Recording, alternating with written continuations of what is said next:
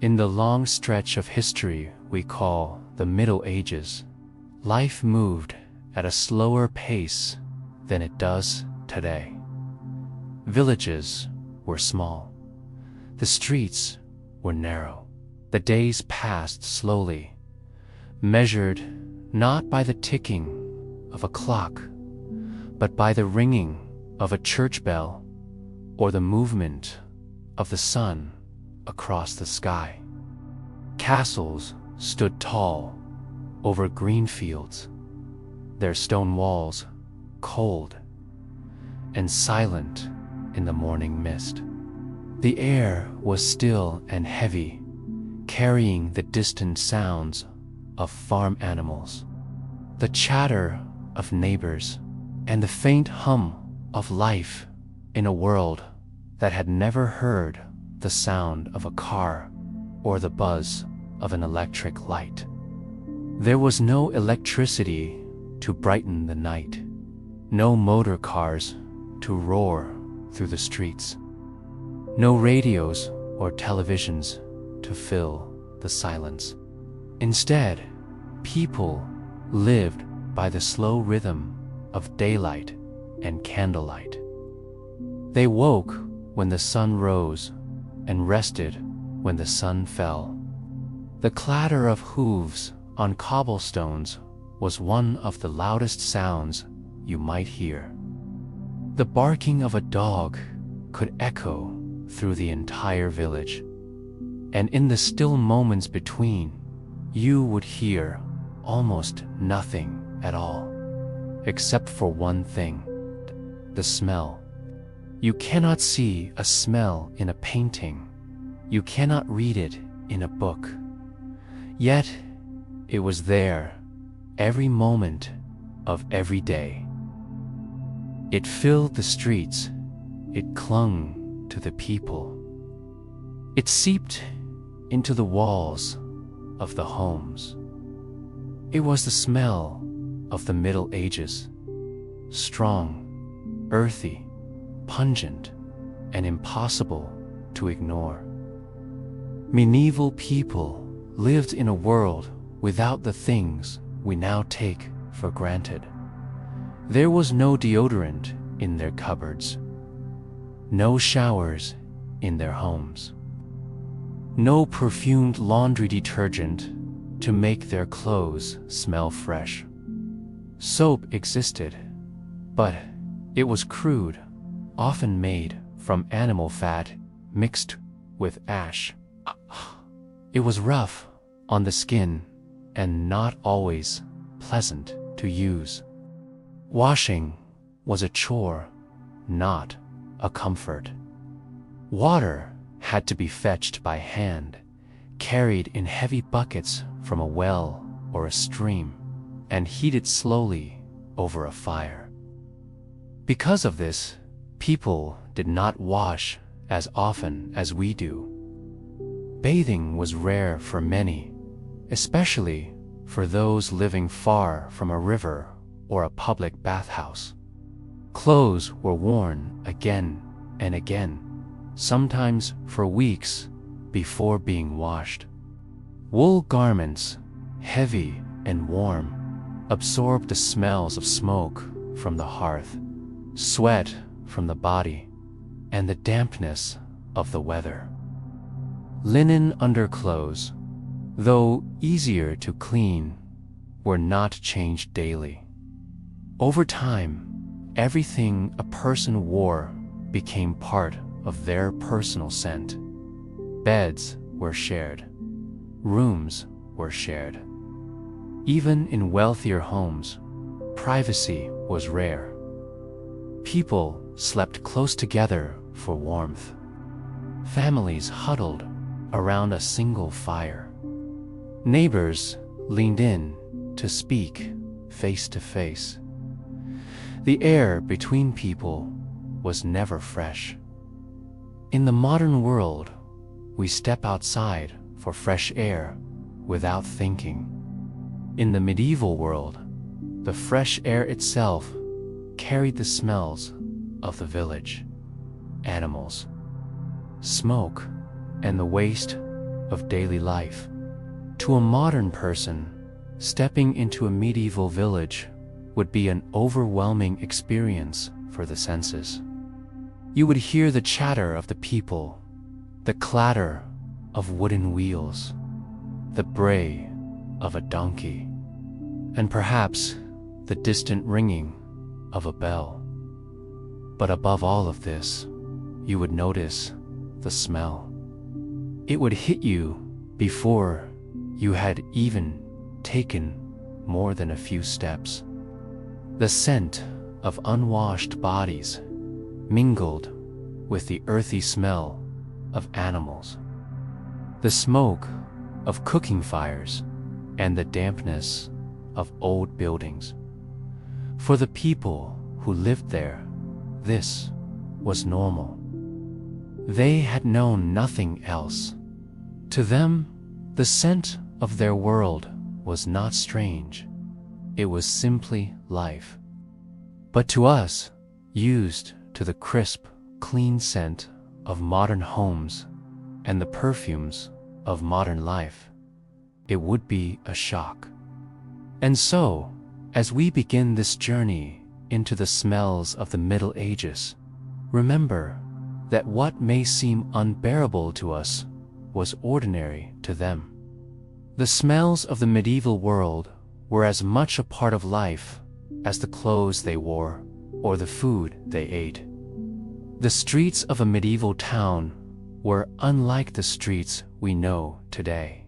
They were narrow and winding, bending and twisting in irregular patterns as they followed the natural shape of the land. There was no careful city planning in most places, no neat grid of straight lines.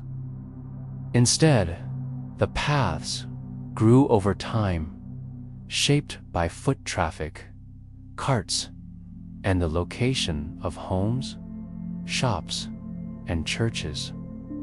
As you walked, the road might suddenly narrow until only two people could pass each other. Then it might widen again into a small market square before narrowing once more. The surfaces were rarely smooth. In many smaller towns, the streets were little more than packed dirt, which turned to thick mud whenever it rained.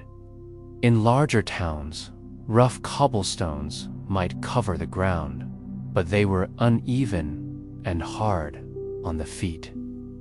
Between the stones, dirt and straw collected, soaking up water and whatever else landed there. But more than their shape or their texture, what made the streets truly memorable was the smell. Without modern underground sewers, all waste had to go somewhere, and that somewhere was often the street itself.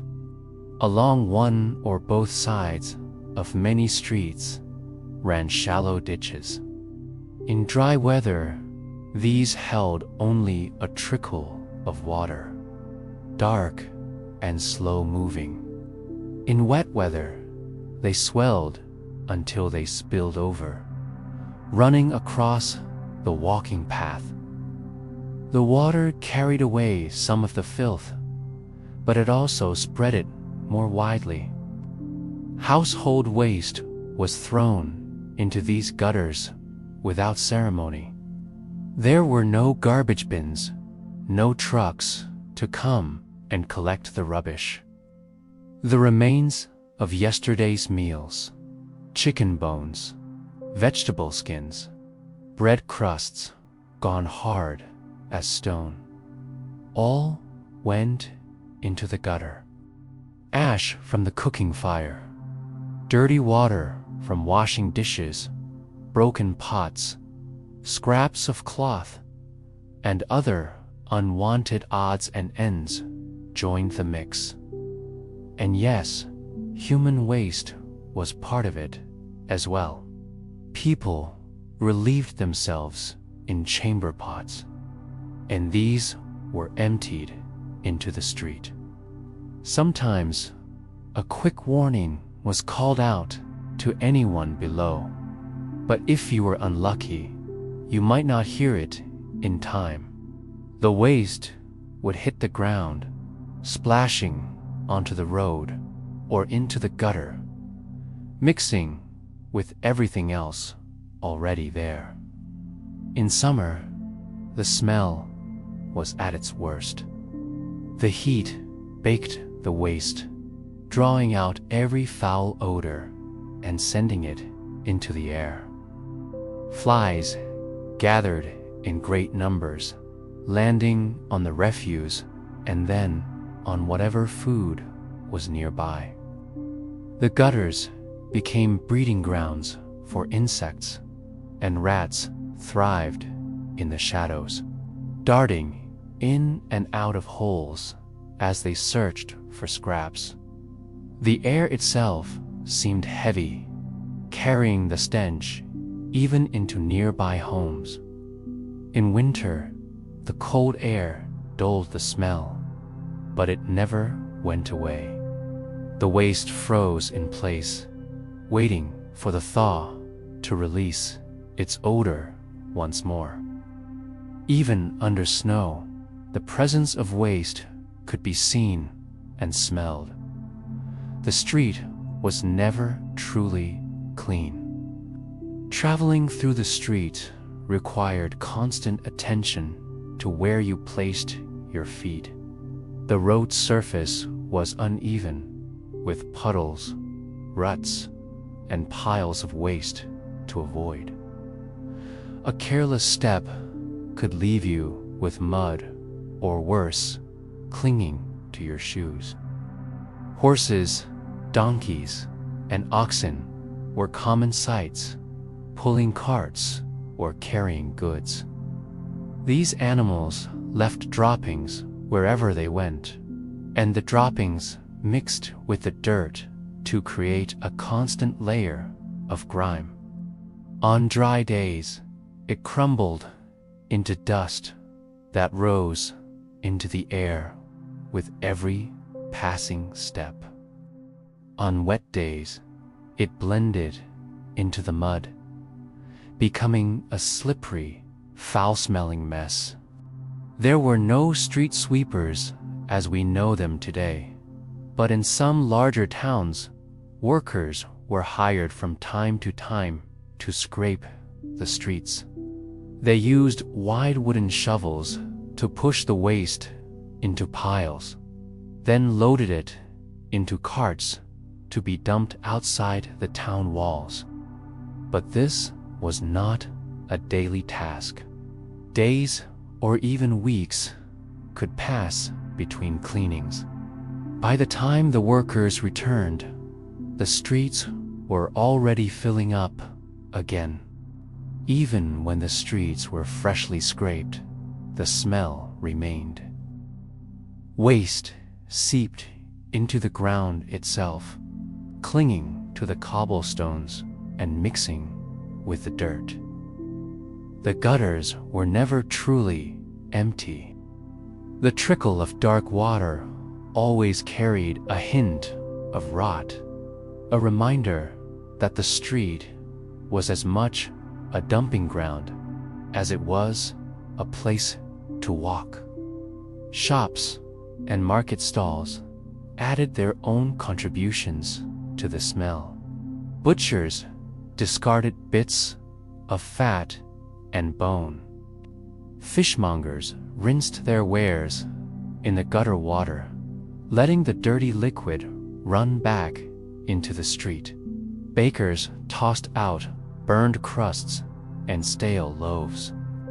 Even pleasant smells, like those of fresh bread or roasting meat, mixed with the less pleasant odors, until it was impossible to separate them. Children played in these streets, darting between carts and animals. Their games took them through puddles and mud, and they thought little of it. To them, the street was simply where life happened.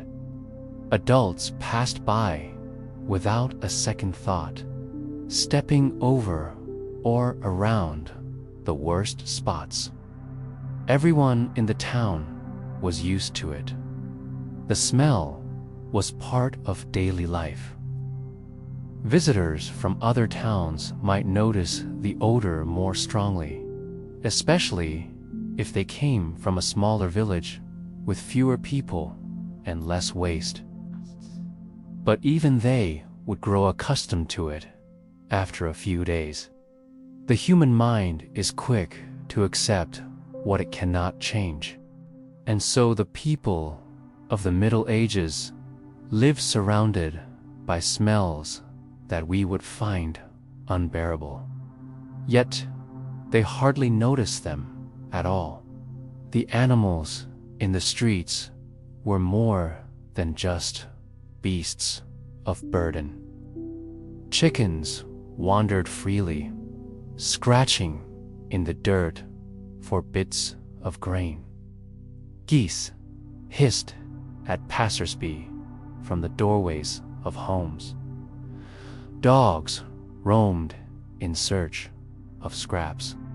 All of them added their own droppings to the street, and none of it was cleaned up.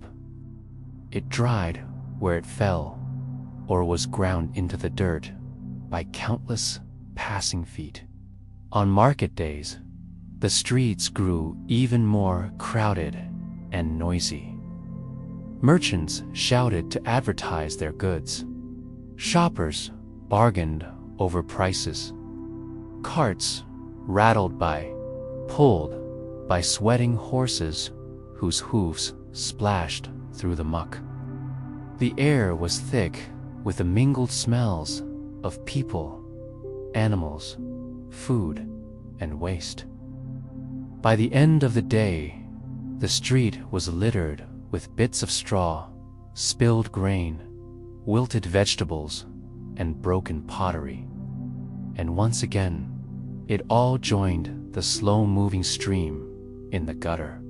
Even the wealthier districts were not free from these smells. The homes might be larger, the streets a little wider, but the same system, or lack of system, for waste disposal was in place.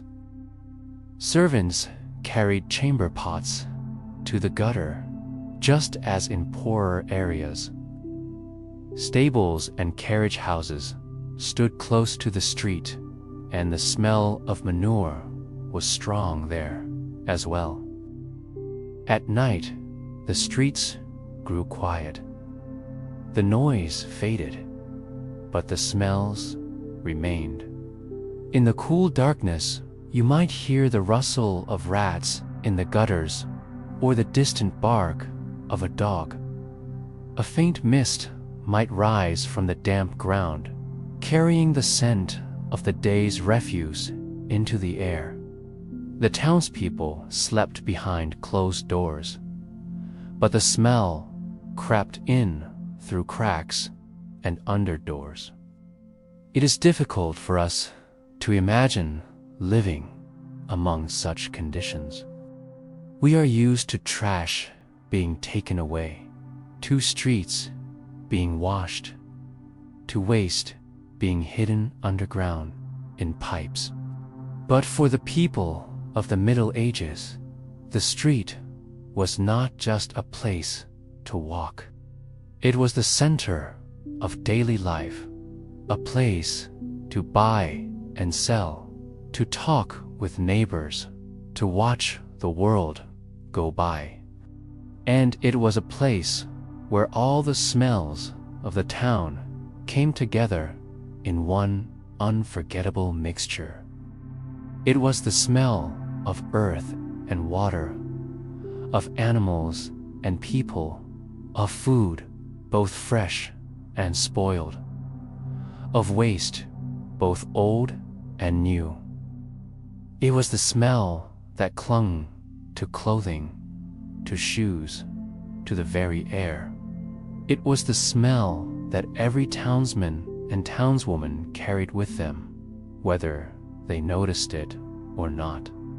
For the people of the Middle Ages, it was simply life as they knew it. For us, stepping into that world would be like stepping into another reality, one where the sights and sounds might charm us, but the smells would be impossible to ignore. A medieval home was not simply a place to sleep. It was the center of family life, a place for eating, working, storing food, and, in many cases, keeping animals. But to understand the smell of the medieval world, we must step inside one of these homes and take a slow, careful look at what life there was really like.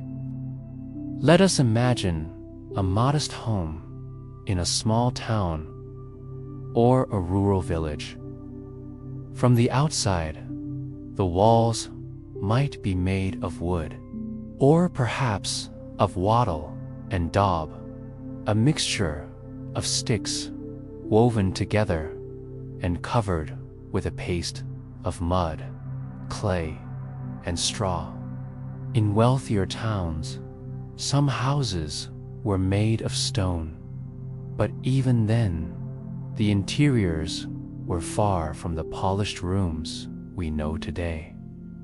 The roof would likely be thatched, made of bundles of straw or reeds layered thick to keep out the rain.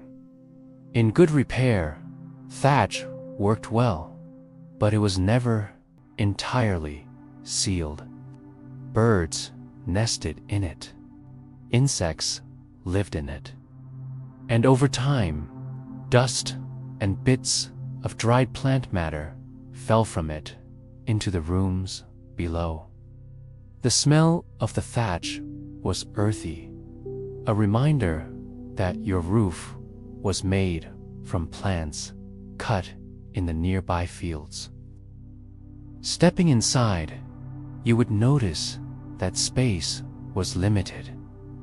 Most homes had only 1 or 2 rooms. In many families, everyone slept together in the same room, often near the hearth. Privacy, as we know it, did not exist. The air was thick with the mingled smells of cooking, unwashed bodies, and the faint mustiness of the building itself. The floor might be simple earth, swept smooth, but never truly clean.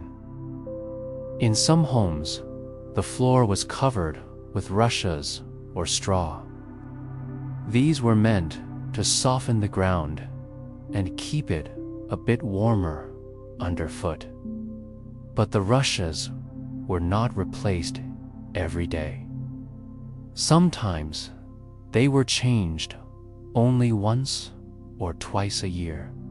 Over time, bits of food, drops of spilled drink, and other less pleasant substances fell into them. The straw absorbed it all, slowly breaking down and creating a musty, sour smell. Small creatures also made their homes in the rushes. Fleas and lice thrived there, as did mice and other pests. The movements of these tiny residents were invisible most of the time, but their presence could be felt in the occasional scurry or bite. Their droppings added to the smell of the room, mixing with the scent of the straw and the earth beneath. In rural homes, it was common to keep valuable animals inside at night. A cow might be tied in one corner. Chickens might roost in the rafters or wander freely across the floor. Their body heat helped keep the house warm during the cold months, but their smell was inescapable. Even the cleanest animal carried a strong scent, and their waste, though perhaps cleaned daily, always left its mark on the air. The hearth was the heart of the home. It provided heat, light, and a place to cook meals. But it also filled the room with smoke.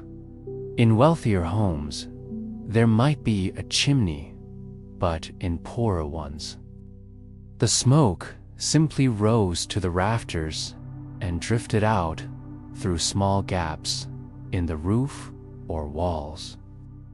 The smoky smell clung to clothing, hair, and bedding, okay? It mingled with the scent of cooking food, bread baking on the hearth, meat roasting on a spit, or porridge bubbling in a pot. Lighting came from candles or oil lamps, both of which added their own odors. Tallow candles, made from animal fat, had a greasy smell when burned. Oil lamps gave off a faint but noticeable scent of the oil itself. Combined with the smoke from the hearth, these smells created a constant background to daily life inside the home. Furniture was simple: a table, perhaps a bench or a few stools, and bedding for the family. Mattresses, if they could be called that, were sacks stuffed with straw, reeds, or feathers. The bedding absorbed the smells of the people who slept there, as well as the smoke and dust of the house. Washing bedding was rare. More often, it was aired out on a sunny day and then brought back inside, still carrying the sense of daily life. Clothing was stored in chests or hung from pegs. Wool garments, in particular, held on to smells. They absorbed the scent of smoke, sweat, and the outdoors. Washing them too often could damage the fabric, so they were worn many times before being cleaned. Underclothes made of linen were washed more often, but still not every day. The kitchen, if it could be called that, was usually just the area around the hearth. Food was stored in wooden chests, clay pots, or hanging from hooks. Without refrigeration, food spoiled quickly, and the smell of aging or rotting food was familiar. Dried herbs, salted meat, and hard cheese all had strong scents that mingled with the air. The smell of the home changed with the seasons. In winter, with windows closed and fires burning constantly, the air was thick and smoky. In summer, with the doors open, the smell of the outdoors came in. The scent of the garden, the animals, and the street. But even with fresh air, the underlying smells of the home remained. Children played indoors when the weather was bad, and their laughter and noise filled the small space.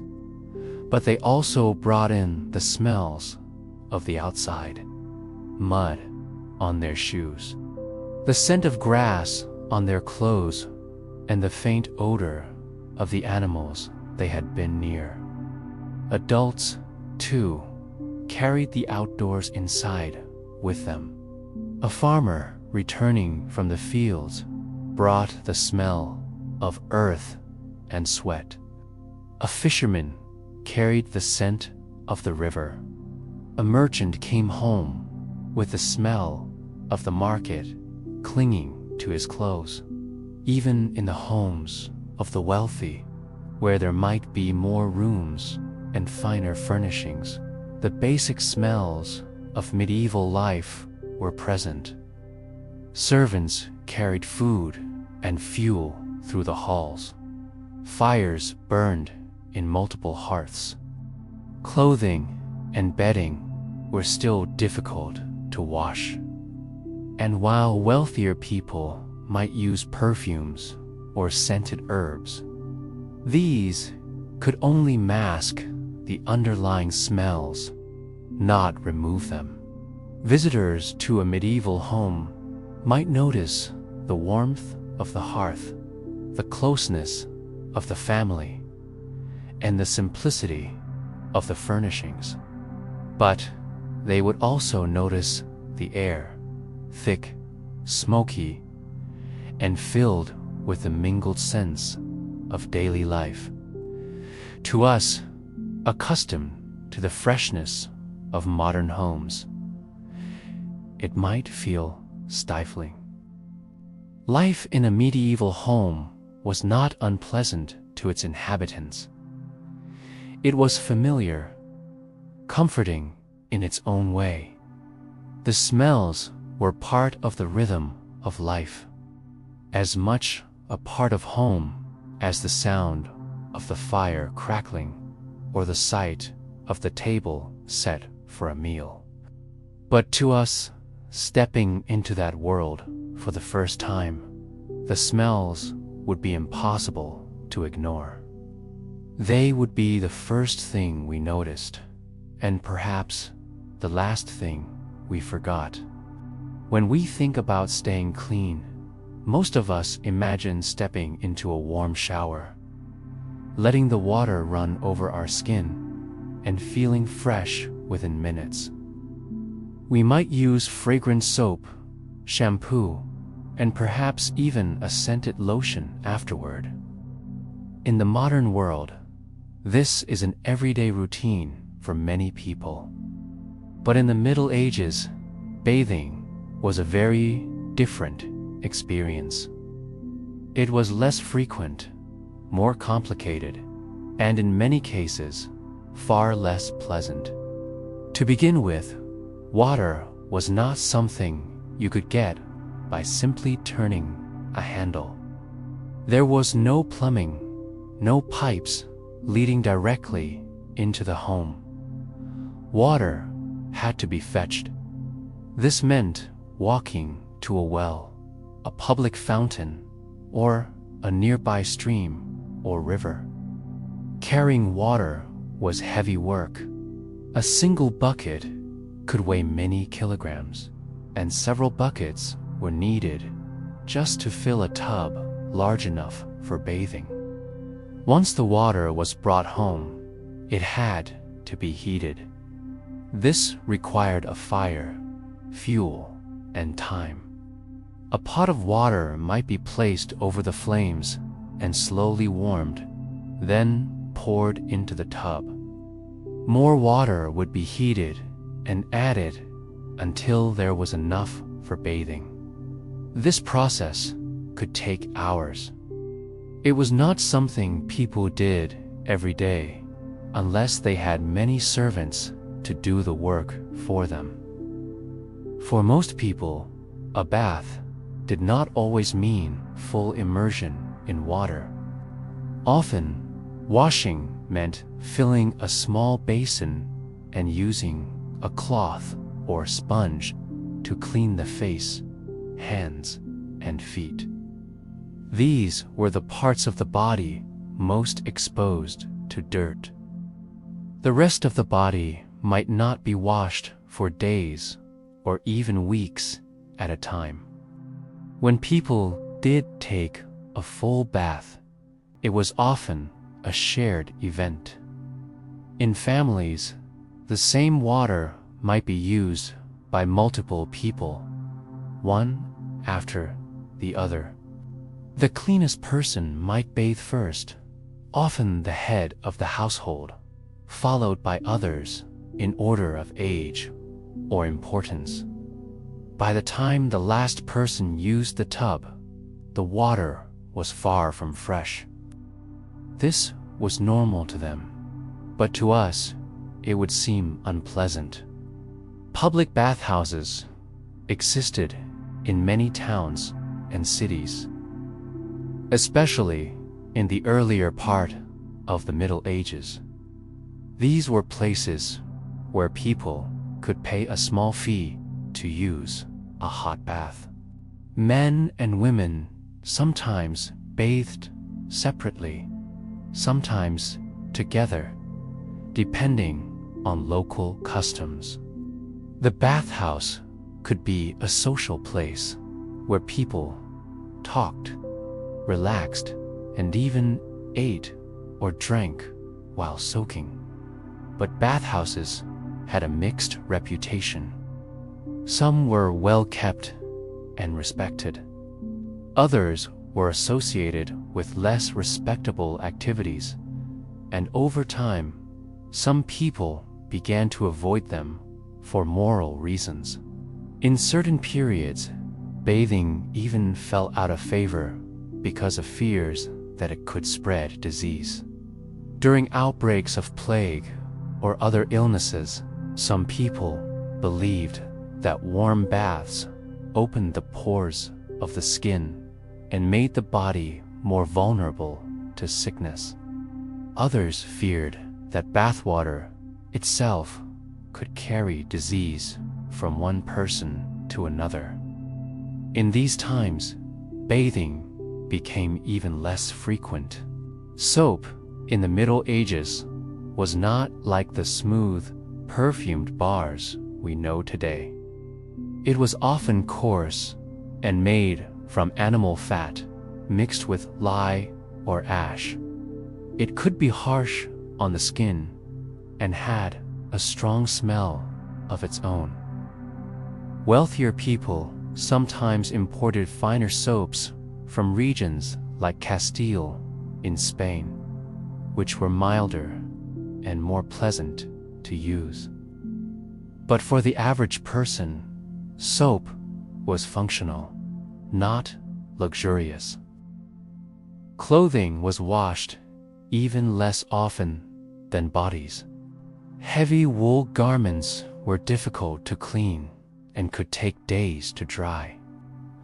Linen underclothes were easier to wash and absorbed much of the sweat and dirt.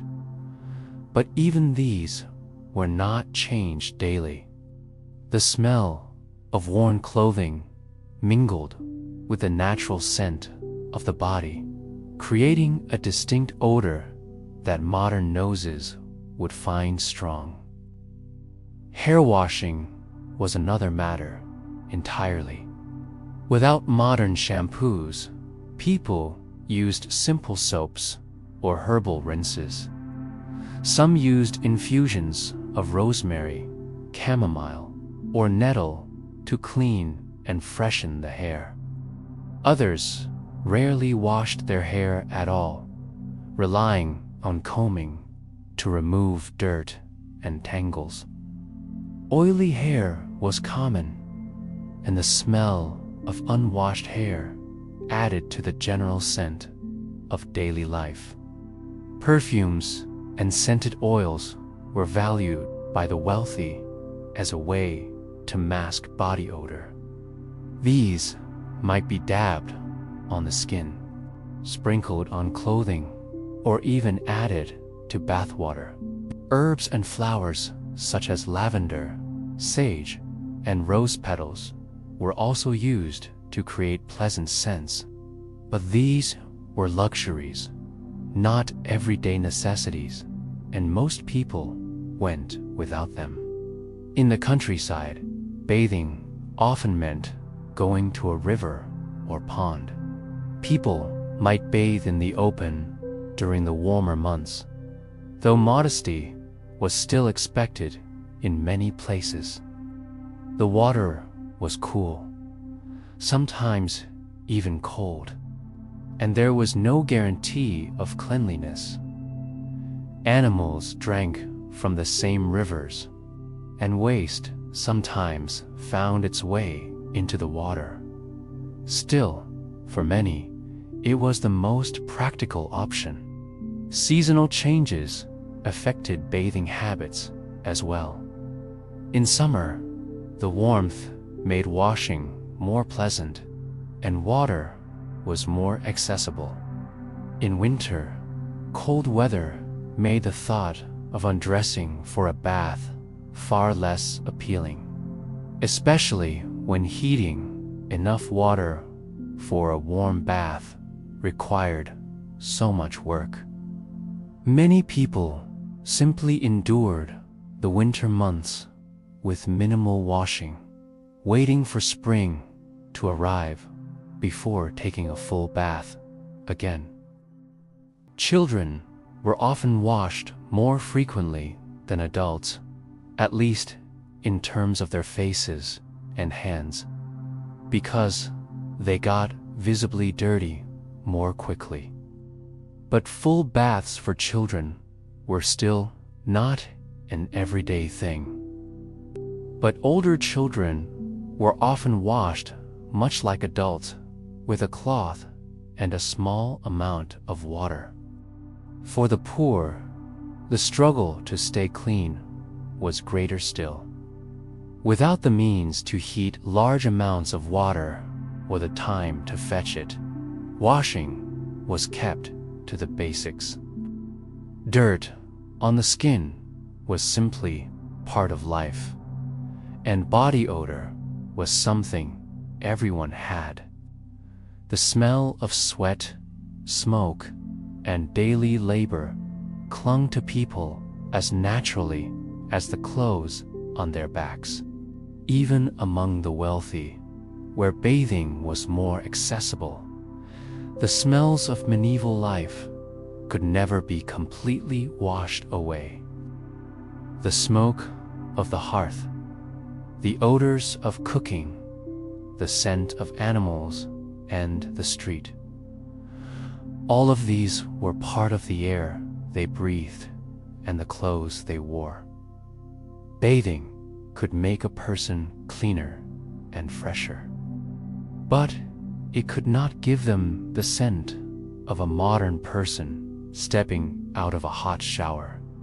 To us, accustomed to frequent showers and scented products, the idea of bathing only occasionally might seem unthinkable. But for the people of the Middle Ages, it was normal. They did not see themselves as dirty. They were simply living within the limits of their time.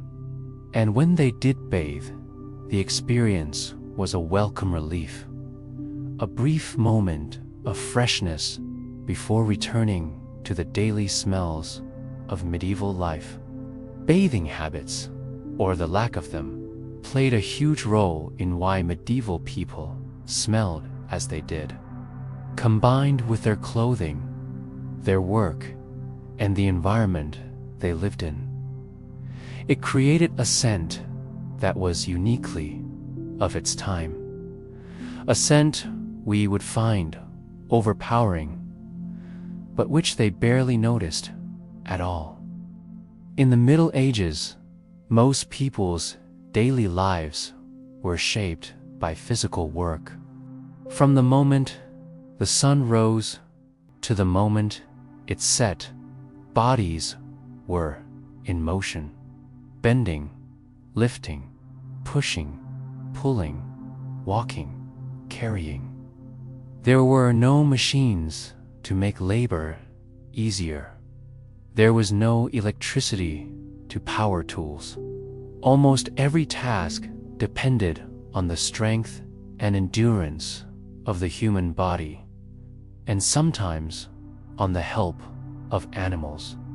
This constant work created something that was an unshakable part of medieval life: sweat. And sweat, when not washed away, became one of the defining smells of the time. Let us begin in the countryside, where the majority of people lived. Farming was the foundation of life. Men, women, and children all took part in tending the fields. In spring, the soil had to be prepared for planting. Wooden plows were pulled by oxen or horses, and guiding the plow was hard work. The plowman walked behind the animals, gripping the handles tightly, often through damp soil that clung to his shoes. The effort of keeping the plow steady sent sweat running down his back, soaking into the wool of his tunic. Planting seeds required bending over again and again, hour after hour, often under the sun. Harvesting in summer was even more demanding. Workers swung sickles to cut the grain, then bundled it into sheaves. The heat of the sun beat down on them, and there was little chance to rest. By midday, shirts were damp and clinging to the skin, and foreheads were wet with sweat. Sweat in a medieval setting was different from sweat in our world today. Without deodorants or antiperspirants, the body's natural scent was strong. And because bathing was infrequent, sweat was not rinsed away at the end of each day. It dried on the skin, leaving salt crystals that could be felt on the surface. Clothing absorbed the moisture and the smell, layer upon layer, day after day. The smell of sweat mingled with the other scents of work. In the fields, it combined with the earthy smell of freshly turned soil, the green scent of cut plants, and the faint, sharp odor of the animals used for labor. The air around a worker was warm and humid from both the weather and their own exertion. In villages and towns, other forms of work brought their own versions of sweat.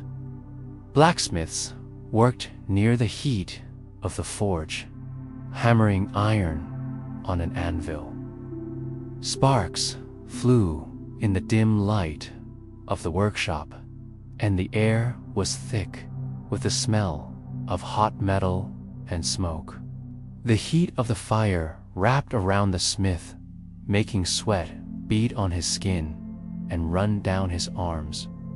His leather apron absorbed the smell, along with traces of soot and ash. Bakers worked in a different kind of heat.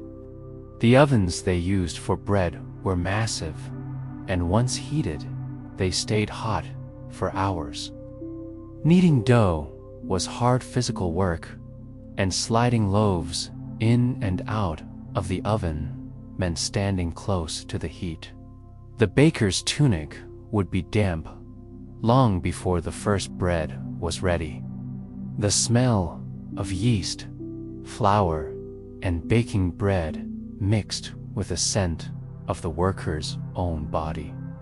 Carpenters, masons, and builders spent long hours lifting, cutting, and shaping wood or stone. The dust of their materials clung to their sweat, creating a gritty layer on the skin. Clothes became stiff with a mixture of dust and dried perspiration. On hot days, the smell was more noticeable, both to the worker and to those nearby. Even domestic work, often the responsibility of women, was physically demanding. Grinding grain into flour using a hand-turned corn stone required constant effort. Leaning forward and pushing the heavy upper stone in circles. Washing clothes by hand meant scrubbing and wringing heavy, wet fabric, carrying water, tending fires, cooking for large households. All of these tasks required muscle and endurance, and all of them caused the body to sweat. The rhythm of medieval work allowed for few breaks. Fields had to be tended, animals had to be fed, goods had to be made, and meals had to be prepared.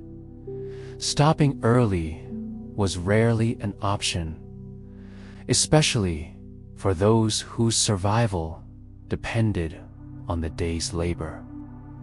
And so, sweat became a constant companion. The smells of labor did not disappear at the end of the workday. Without a bath to wash away the sweat, the scent lingered into the evening.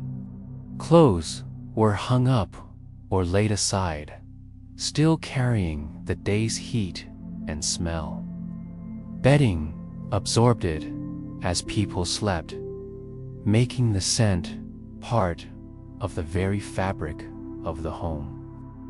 In colder months, sweat did not vanish. Winter work was still physical. Whether it was chopping wood, repairing tools, or carrying heavy loads indoors, the body still heated under layers of wool, and sweat gathered beneath them. But because cold weather made people less likely to wash, the buildup on the skin and clothing lasted even longer. Specialized trades brought their own particular mix of odors. Leather workers handled hides that had been soaked and treated, the smell of which was strong and sometimes unpleasant. When mixed with the scent of sweat, it created a distinctive aroma. Fishermen worked near the water, hauling in nets heavy with fish. The wet ropes, the smell of the catch, and the effort of pulling the nets combined into a scent that clung to both skin and clothing long after the day's work was done. In the towns, laborers unloading ships, carts, and market stalls strained their backs, lifting goods. They worked in close quarters, shoulder to shoulder with others, and the smell of exertion hung in the air between them. Markets were crowded, the movement constant, and even a short time among the stalls was enough to raise a sweat. For the wealthy, whose lives were less physically demanding, sweat was still part of life. Hunting, riding, and even wearing heavy layers of clothing could cause the body to overheat.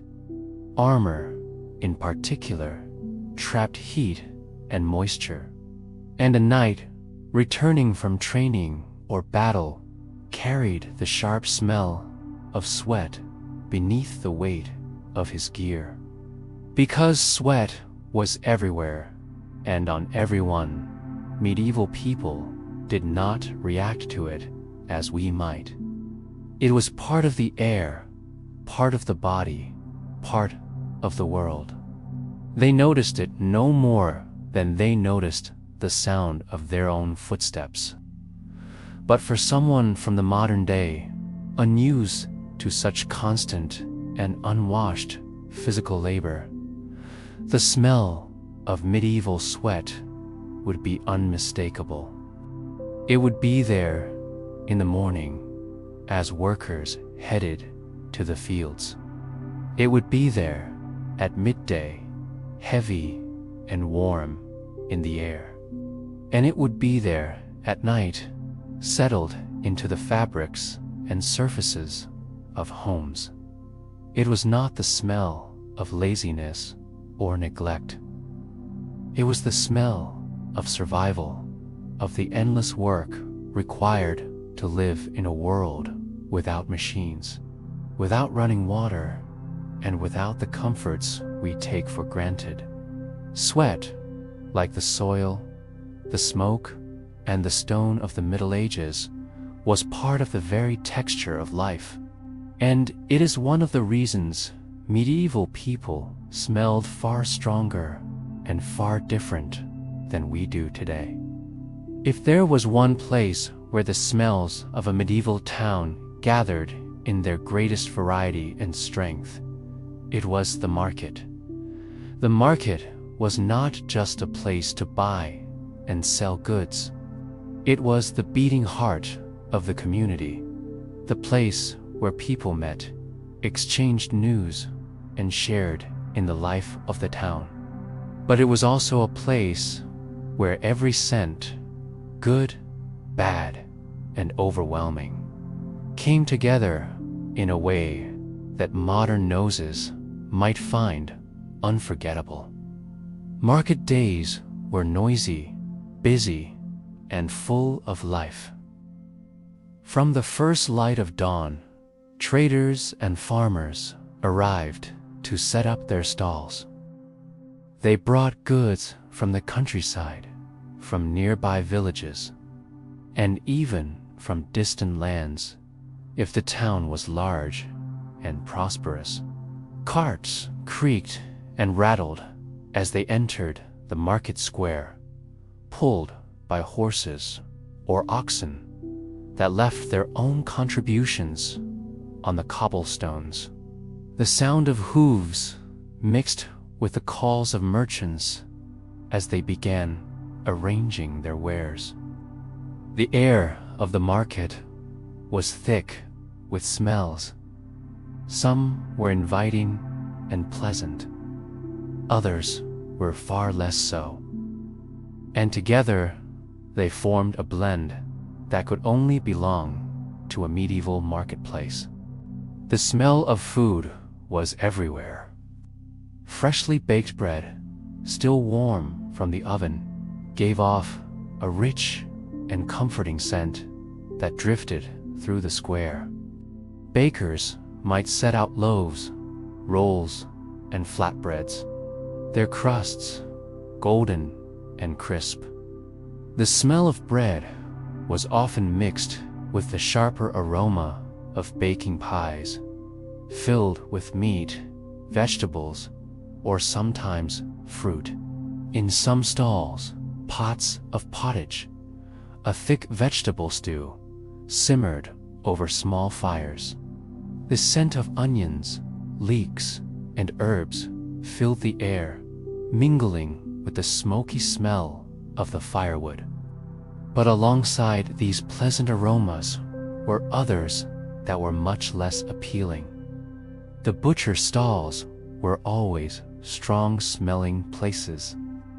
Freshly slaughtered animals were displayed on wooden tables.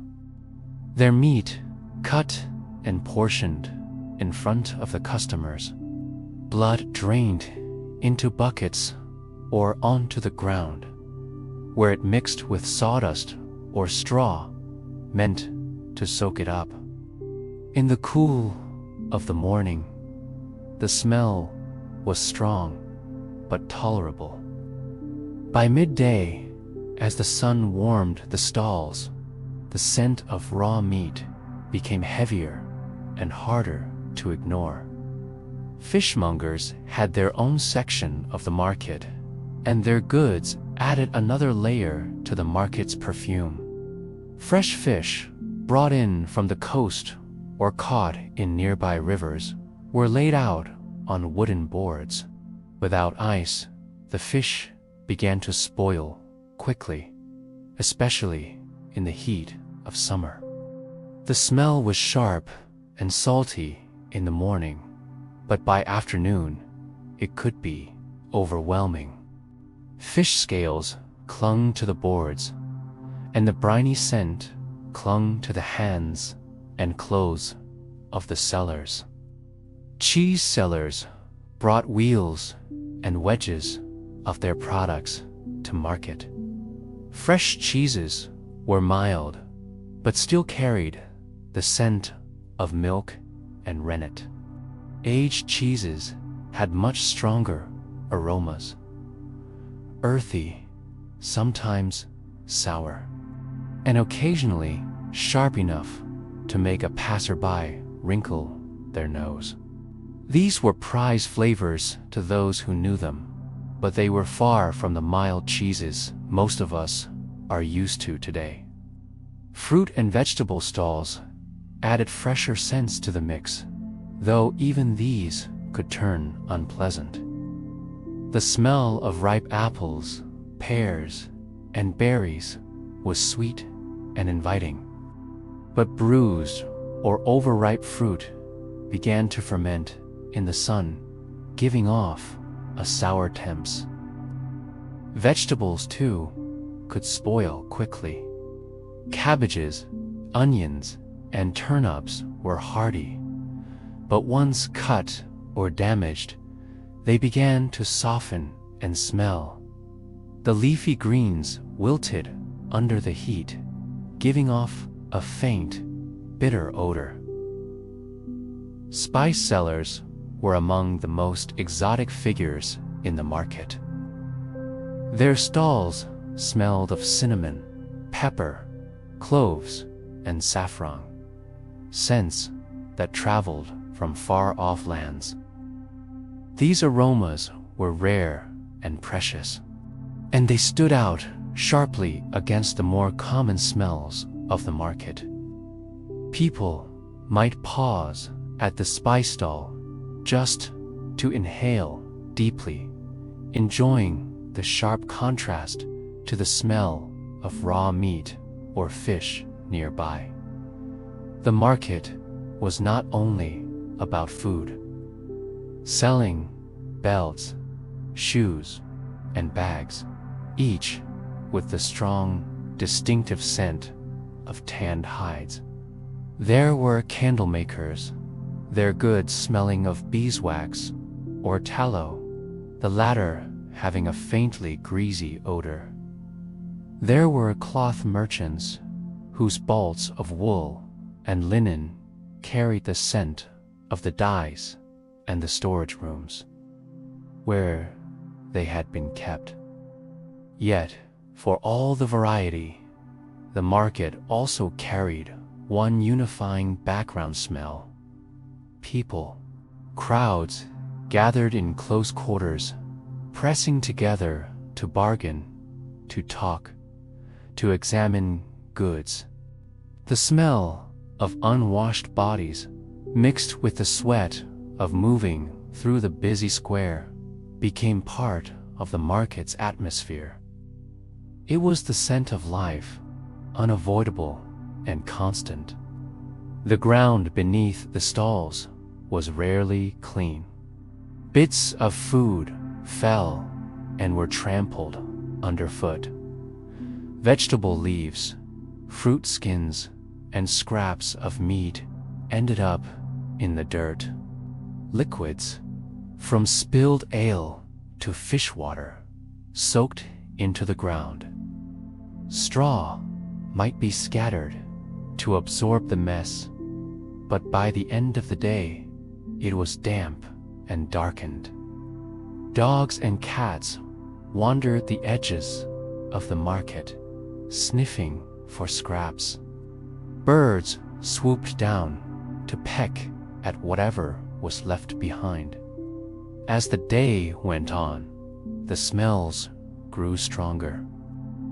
In the morning, the air was fresh and cool, and the aromas of bread and herbs were dominant.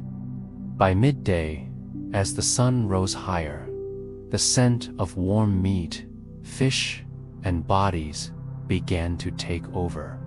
By late afternoon, when the market was winding down, the mixture was at its richest and most potent. When the stalls were finally packed away, the market square was left littered and marked by the day's activity. The smells did not vanish when the settlers left. They lingered in the air, in the ground, in the walls of nearby buildings. Even at night, when the square was quiet, the faint scent of the day's market clung to the place. For the people of the Middle Ages, the market was normal life. They did not think of it as smelly in the way we might. It was a place of abundance, of choice, of community. But to a modern visitor stepping into that space for the first time, the market would be a sensory overload, and the smells, more than anything else, would be impossible to forget. The medieval market was, in many ways, the perfect example of the smells of the age. It had everything: the good, the bad, the pleasant, the unpleasant, all mingling together in a way that could never be separated. It was the smell of life itself in the Middle Ages, rich, complex, and unforgettable. Illness was a constant shadow over life in the Middle Ages. People lived without modern sanitation, without effective medicine, and without the understanding of germs that shapes how we protect ourselves today. Sickness could strike suddenly and spread quickly. And when it did, it brought with it smells that were as much a part of medieval life as the ringing of a church bell or the clatter of hooves on the street. The smell of illness began in the body itself. A fevered person often gave off a sour, slightly metallic scent. Skin damp with sweat from a high temperature carried a different smell than the sweat of ordinary work. It was sharper, tinged with something that told even the untrained that the person was unwell.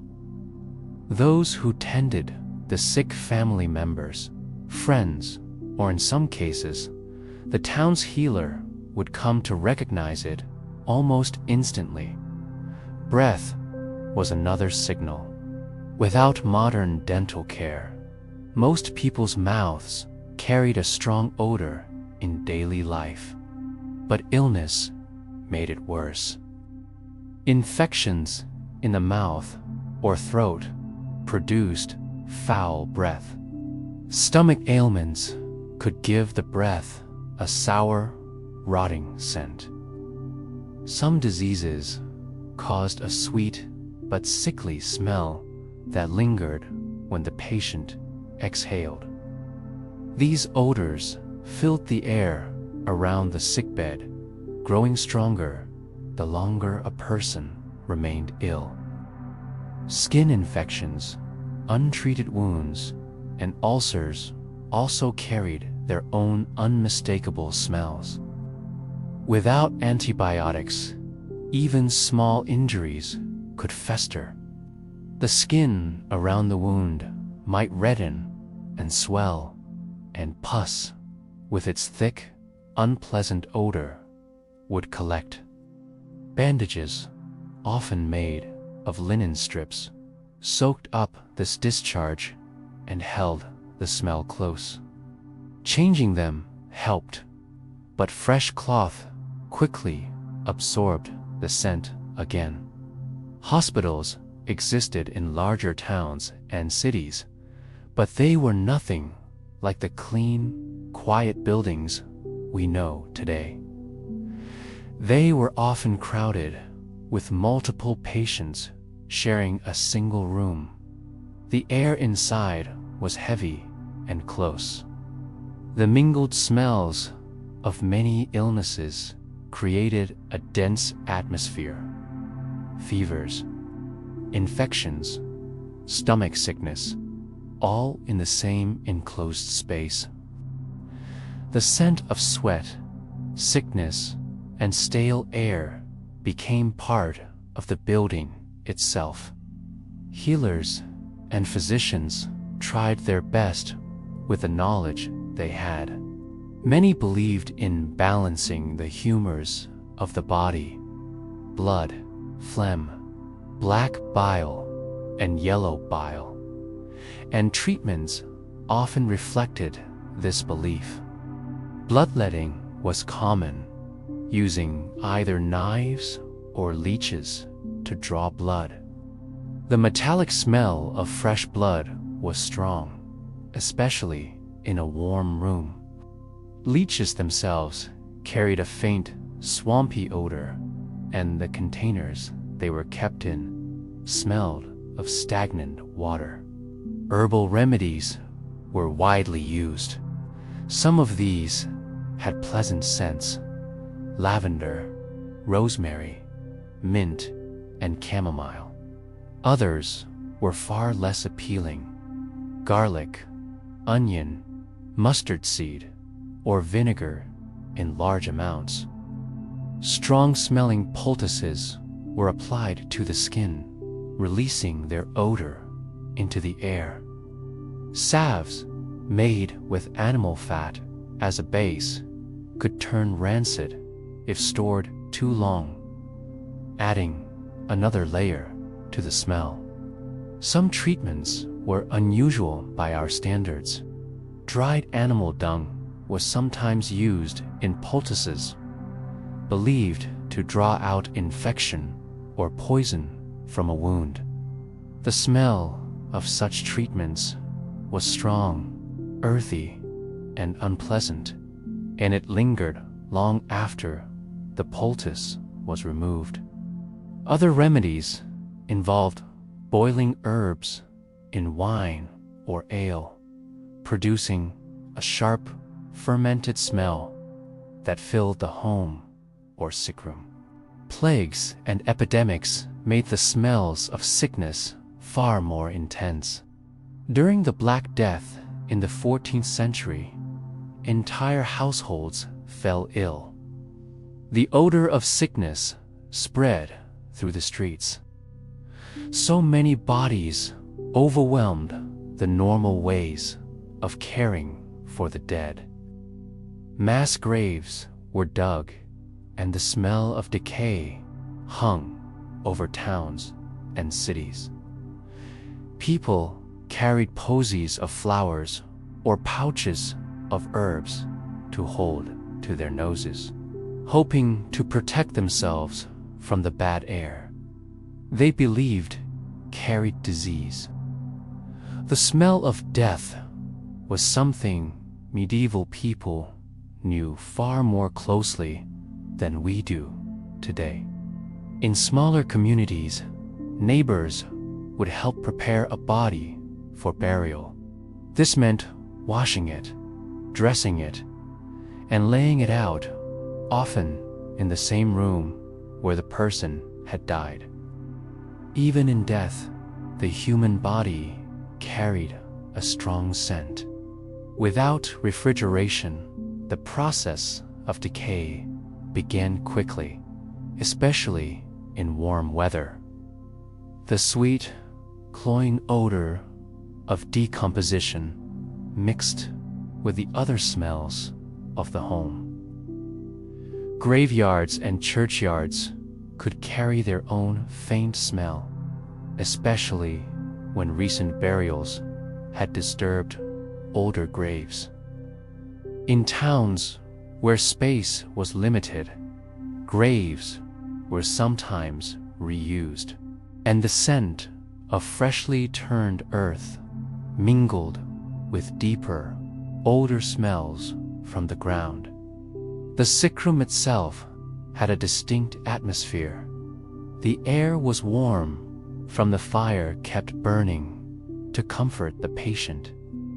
The bedding absorbed sweat, and the straw mattress beneath held onto it. Curtains or drapes, if they were present, trapped the smell inside, even when windows were opened. If the weather allowed, the fresh air could only do so much. The odors of sickness clung to the room, stubborn and lasting. Those who worked as healers or caregivers carried these smells with them. Their clothing absorbed the scents of herbs, poultices, and sickness. A physician might arrive at a new patient's home, already marked by the smell of the last sick room he had visited. Washing clothes was not something done daily, so these scents lingered for days, sometimes weeks. But to them, it was simply the smell of trying to survive. It was the scent of doing what they could with what they had in a time before the causes of disease were understood. The smells of illness and medicine were woven into the fabric of medieval life, just as much as the smells of bread baking in the oven or smoke from the hearth. For the people of the Middle Ages, these smells were not just about sickness, they were about care. They were about tending to a loved one, making them as comfortable as possible, and hoping against the odds for their recovery. And so, even though the smells could be strong, unpleasant, and unshakable, they were also the smells of compassion, duty, and the unending fight to keep life going in a world that offered no guarantees. While the Middle Ages are remembered for their strong and lingering smells, people of the time were not completely unaware of them. Medieval men and women did not live their lives in total ignorance of unpleasant odors. In fact, they had many ways, some practical, some purely symbolic, to try and make themselves, their homes, and their surroundings smell more pleasant.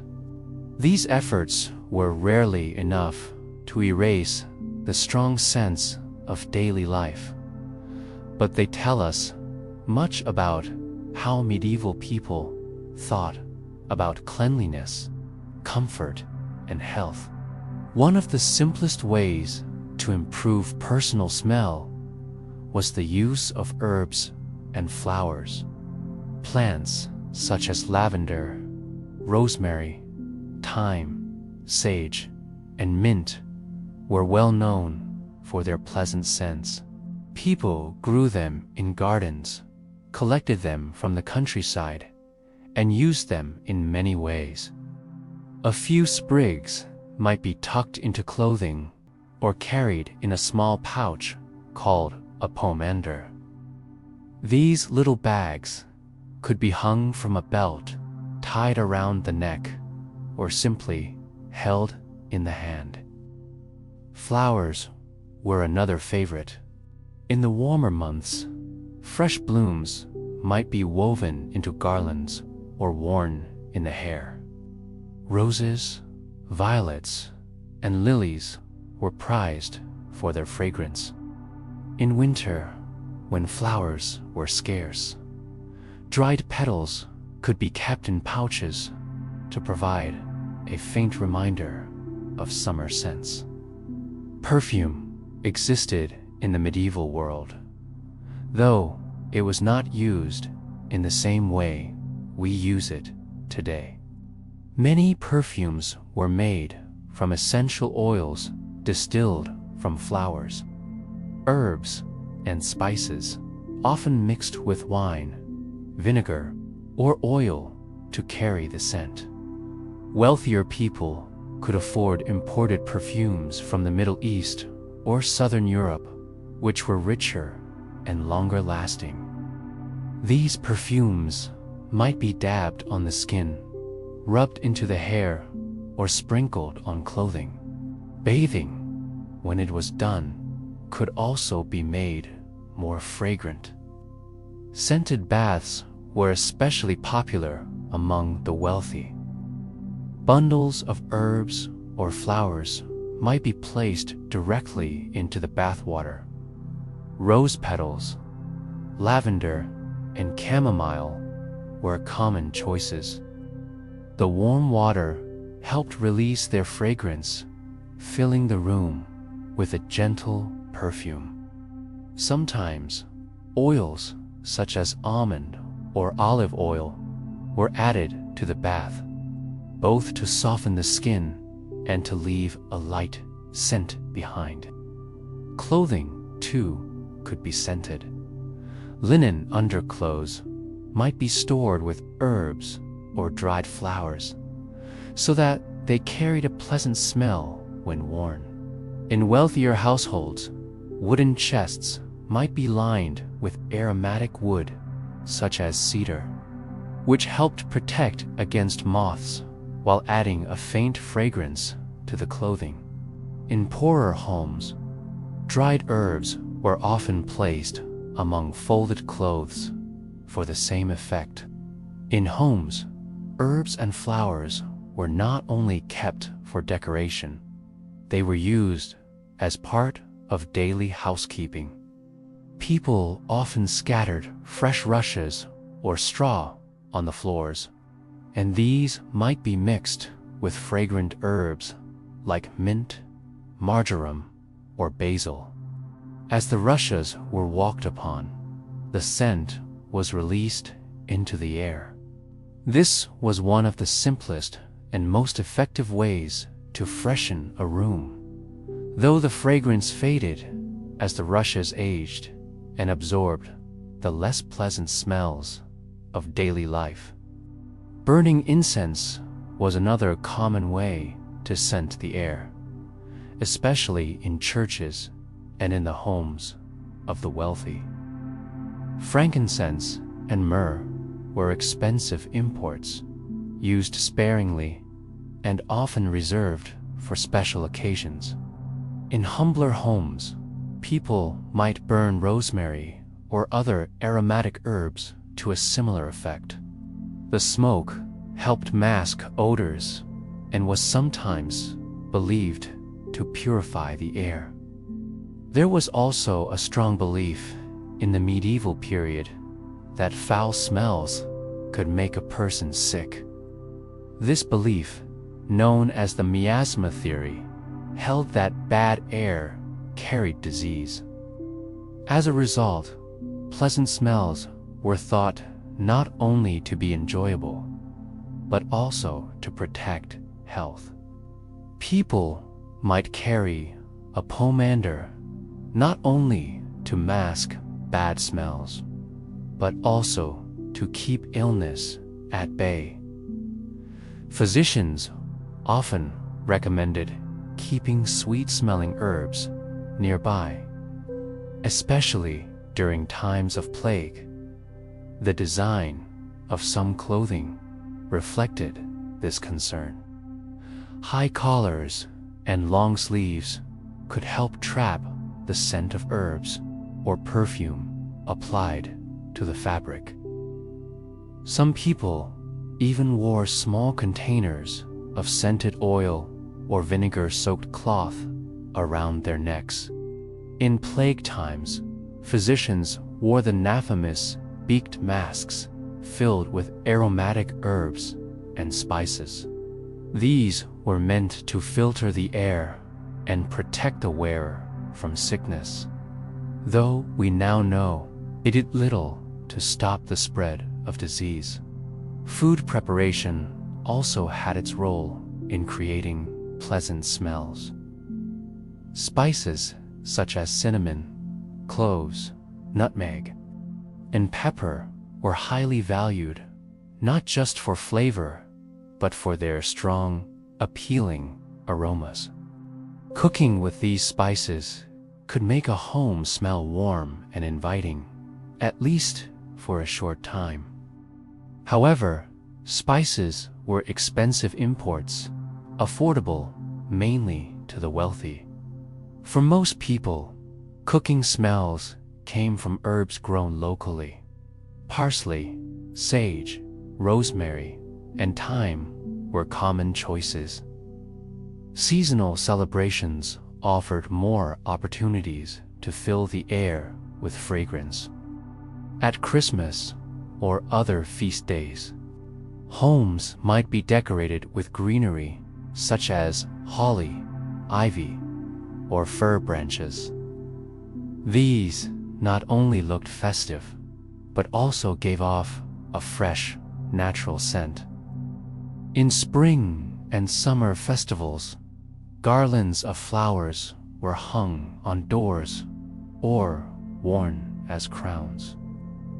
These practices brought a rare burst of freshness to the senses. Despite all these efforts, there were limits to how much a medieval person could improve their personal or household scent.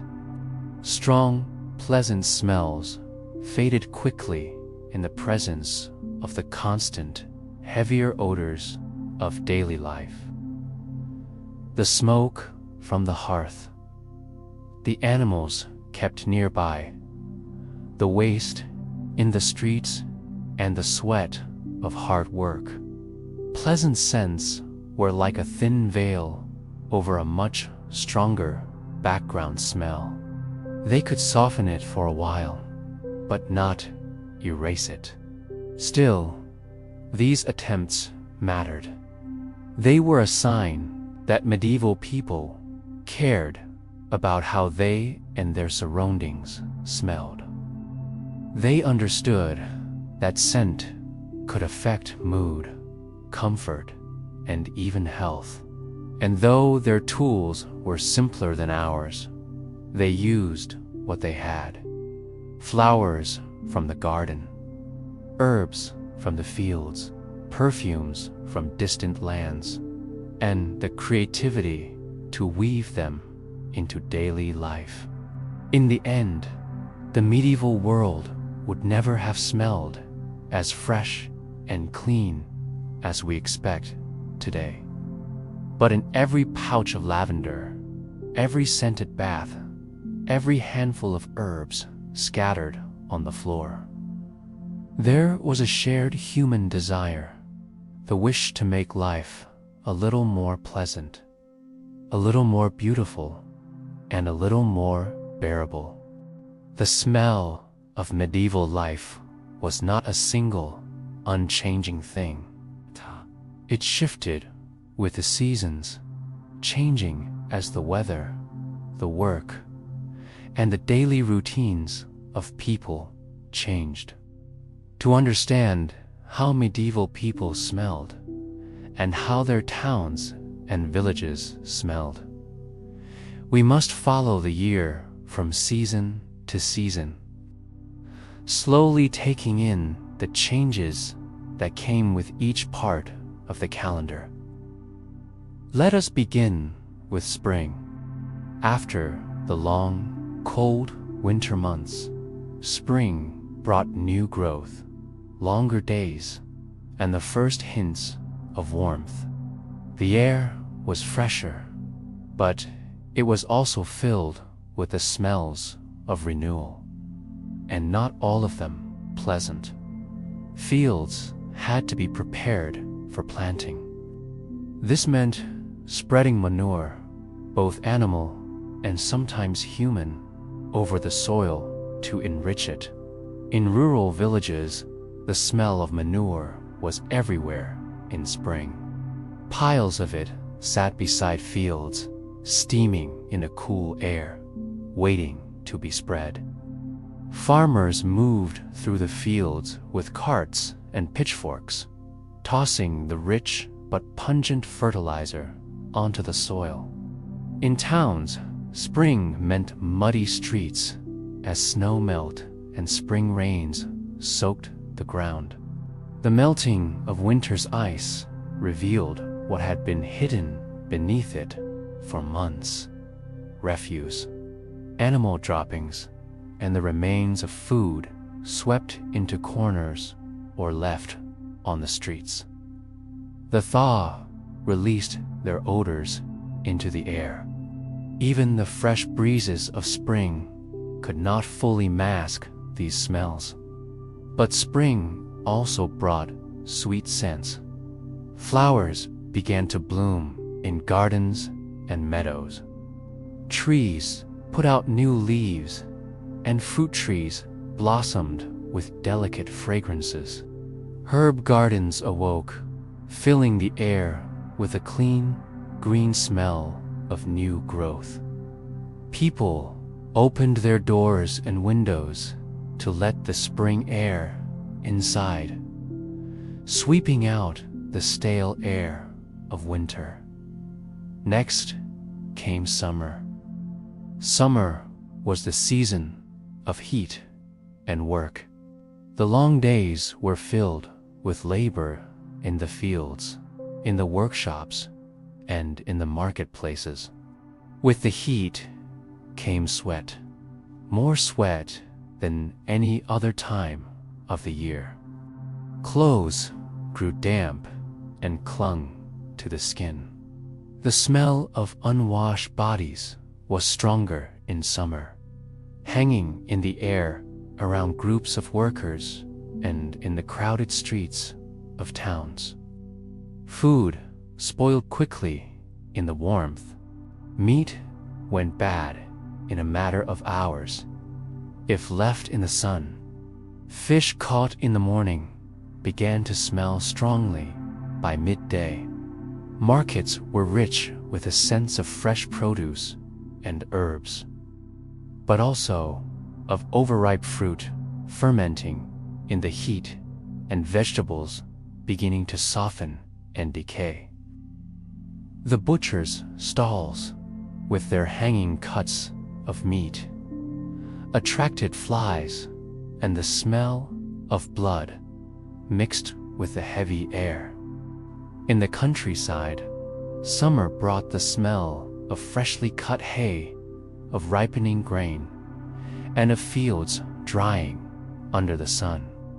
These were pleasant scents, but they were joined by the sharper smell of animals, of sweat from farm labor, and of manure spread in the fields. In towns, waste in the open gutters grew rank more quickly in summer.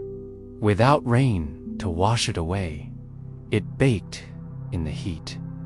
The air above the streets shimmered with warmth, and the odors of waste, animals, and people rose together. Then came autumn. This was a season of harvest. Fields were busy with workers cutting grain, gathering fruit, and storing vegetables for the winter. The air was rich with the smells of ripe produce: apples, pears, onions, turnips, and the earthy scent of soil disturbed by the harvest. But autumn also carried the smell of preservation. Meat was salted and smoked. Fish were dried or packed in barrels with salt. The scent of wood smoke filled the air as people prepared for the cold months ahead. Smokehouses gave off a thick, meaty smell, while kitchens boiled down fruits or pressed apples for cider. These were comforting scents tied to the work of survival. Autumn rains turned the streets muddy again, mixing the smell of wet earth with the lingering odors of the summer. Piles of fallen leaves began to rot where they gathered, adding their own faint, sweet decaying scent to the air. Finally came winter. The cold months slowed life, but they did not erase its smells. Indoors, the air was heavy with smoke from the hearth, with the scent of meals cooking over open fires, and with the smell of many bodies gathered together for warmth. Windows stayed closed, trapping the smells inside. Clothes were washed less often in the cold months, and the scent of unwashed wool and linen filled the rooms aside. The streets were quieter, the air sharper. The cold froze some of the smells, especially in deep winter. Waste froze where it lay, holding back its odor until the thaw. But even in the cold, the smell of animals lingered around barns, stables, and byres. The sharp scent of manure from livestock shelters, mixed with the damp smell of straw and the musky odor of the animals themselves. In some ways, winter smells were more contained. In others, they were simply different. Smoke hung low in the air, especially on still days, giving towns and villages a faintly acrid scent. The smell of preserved foods, salted meat, dried fish, stored vegetables, was constant in kitchens. And in the depths of winter, when illness spread more easily in the close air, the smells of sickness joined the mix. Through the turning of the year, the smells of medieval life shifted, but they never truly faded. Each season had its own palette of scents, shaped by the work, the weather, and the needs of the time. Spring's thaw and manure, summer's heat and sweat, autumn's harvest and preservation, winter's smoke and closeness. For those who lived then, these changes were part of the rhythm of life. They knew the smell of the year as well as they knew its sights and sounds. To us, each season's smells would be striking in their own way, sometimes pleasant, sometimes overpowering, but always deeply tied to the life and survival of the Middle Ages. When we look back at the Middle Ages from the comfort of our modern world, it is easy to picture the castles, the knights, the markets, and the rolling fields. Paintings and films often give us the clothing and the sounds, but one thing they almost never give us is the smell.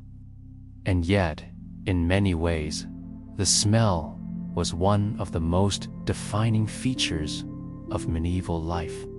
We have followed this story through every corner of the medieval world. We have walked the crowded, winding streets where waste ran openly in the gutters. We have stepped into the smoky, close-walled homes where people, animals, and possessions all shared the same small space.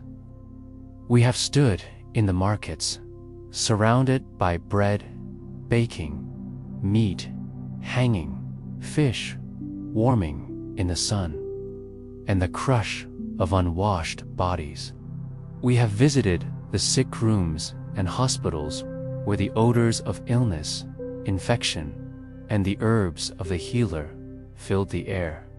We have seen how people try to mask these smells with herbs, perfumes, and scented baths. And we have followed the seasons, smelling the changes from spring's manure-rich fields to summer's heavy heat, autumn's harvest smoke, and winter's close, smoky rooms. Each of these places had its own scent. Some were pleasant in small moments, the sweetness of a blossom in spring, the freshness of hay just cut, the richness of bread warm from the oven. But the background was always there. It was the smell of the world as it was, unsoftened by plumbing, refrigeration, modern soap, or electric ventilation. Personal cleanliness was not ignored in the Middle Ages. People did wash.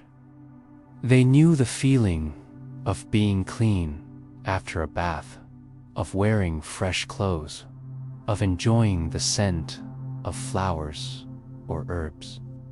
But washing was a slow, labor-intensive process, and the demands of survival always came first.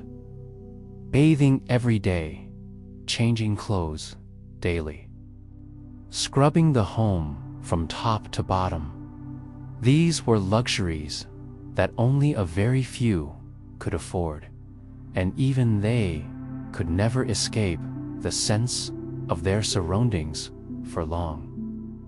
The truth is that medieval people smelled far stronger than we do today, because their lives were bound so closely to the earth, to their animals, to their food in its rawest forms, and to each other. There was no barrier between the smells of life and the people living in them. The smoke from the fire settled into every fiber of their clothing.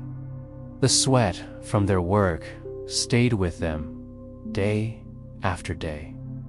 The waste of animals and humans alike lay close to their doors. These smells were not occasional intrusions. They were constant companions. For medieval people, this was not shocking. It was simply the world they knew. A child born into such a world grew up surrounded by these scents. They were part of the air, part of the home, part of daily life. To them, it was no more remarkable than the sound of a bird singing or the sight of the sun rising. They may have noticed strong or unusual smells, but the background of life's odors was invisible to their senses. To us, stepping into that world would be an entirely different experience. The first breath would tell us that we were somewhere far from home. The second breath might be harder to take. Bodily weigh what it means to live without the clean water, easy bathing, and constant washing that we take for granted. We might find it uncomfortable, even unbearable. But we should also remember that these smells carried the story of survival. They were the scent of fields worked by hand, of bread baked without machines, of clothes made and worn until they could be worn no more. They were the smells of a world where everything came from the earth and went back to it. They were the smells of effort, of work, of life lived close to the land. It is tempting to think of the Middle Ages as a time of dirtiness and neglect. But that is only part of the truth. Medieval people cared about cleanliness in the ways they could. They valued sweet scents, fresh air, and clean clothes. They bathed when they could. They washed their linens. They swept their floors. And they took pride in their homes. Their sense of clean was shaped by the limits of their time just as ours is shaped by the possibilities of ours. In the end, the medieval world would have smelled worse than we can easily imagine. Not because the people were careless, but because the world itself was different. The smells were a natural part of a life lived without the separations and conveniences that shield us today. The smell of the Middle Ages was the smell of humanity without a filter, without a mask, without the endless cleaning and freshening that define our modern lives. So, if you could step back in time and walk the streets of a medieval town, you would see the sights and hear the sounds. But more than anything, you would smell the life around you. It would be the smell of earth, of fire, of sweat, of food, of animals, of people. It would be the smell of a world alive in every sense, richer, raw, and far more immediate than the one we know. And perhaps, after the first shock, you would find a strange kind of beauty in it. For all its strength and strangeness, the smell of the Middle Ages was the smell of a fully lived life. And in its own way, that is something worth remembering.